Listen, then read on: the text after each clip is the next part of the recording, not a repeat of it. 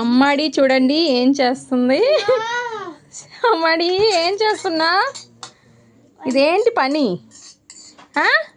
వంట? ఎవరైనా పేపర్స్తో వంట చేస్తారా చెప్పు? ఇదేంటి జ్యూసరా?